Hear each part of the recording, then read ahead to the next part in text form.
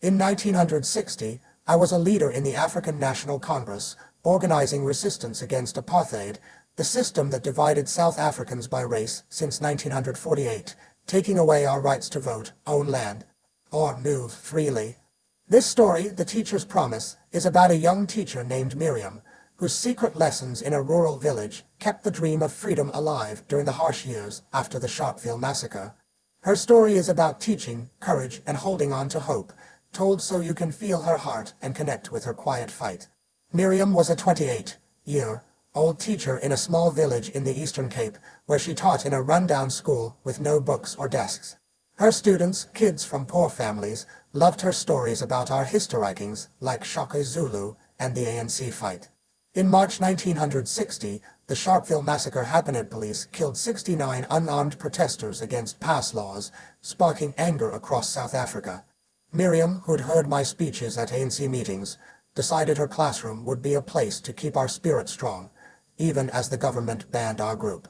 She started teaching in secret, holding night classes in her mud-walled home. By candlelight, she taught kids and adults to read, using old newspapers and banned ANC pamphlets.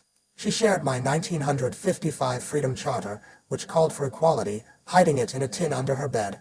One evening, a boy named Vusi, just 10, asked, "Will we ever be free?" Miriam hugged him and said, "As long as we learn, we're free in our minds." Her words reminded me of our 1952 defiance campaign, when we stood up to unjust laws. Police patrolled the village, looking for troublemakers. Miriam kept her classes quiet, posting Vusi as a lookout. One night, a policeman came close, but Vusi whistled, and Miriam hid her papers in a flour sack. She told the officer she was mending clothes, and he left. Her quick thinking was like my own in the early 1960s, dodging capture as a fugitive. Her lessons kept going, teaching kids about our band heroes, like Albert Lafilai, who won a Nobel Peace Prize. In 1961, when I helped start Umkhonto we Sizwe, our armed wing, Miriam's village felt the crackdown.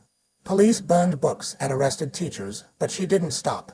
She moved her classes to a forest clearing, teaching under stars. Her students learned to write in the dirt, their fingers tracing words of hope. One parent, a farm worker, brought her food to keep her going, saying, "You're teaching our future." I heard about such teachers in prison, their courage lifting us during long days in the Robben Island quarry. By 1963, Miriam faced danger. A neighbor, scared by police threats, reported her. Officers raided her home, but her students had moved her papers to a church. Miriam was detained for a week, questioned about the ANC, but she stayed silent, thinking of Vusi and her kids. Released, she taught even more, training older students to teach others. Her bravery echoed my wife Win, is strength under house arrest, keeping our fight alive. In 1964, when I was sentenced to life, Miriam's classes grew. She told stories of my trial, where I said I'd die for freedom, inspiring her students. Vusi, now 14, started carrying messages for ANC supporters, hiding them in his shoes. When police burned the school in 1965, Miriam taught in a barn, her students sitting on sacks. On Robben Island, we heard of these rural teachers through new prisoners, their work a spark in our dark cells. By the 1976 Soweto Uprising, Miriam's students were joining protests, carrying her lessons of courage. Vusi became a student leader, inspired by her. When police raided again in 1978, Miriam escaped to a nearby village, starting a new class. Her health weakened from years of hiding, but she said, "Teaching is my fight." Her words were like our prison talks, where we vowed to endure.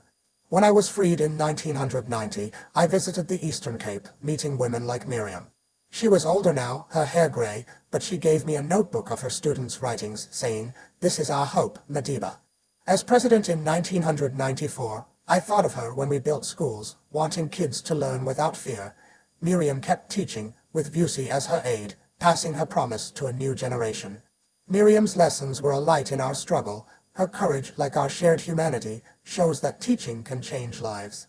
If you're facing hard times, be like Miriam. Share what you know, however small, to lift others. Power to the people.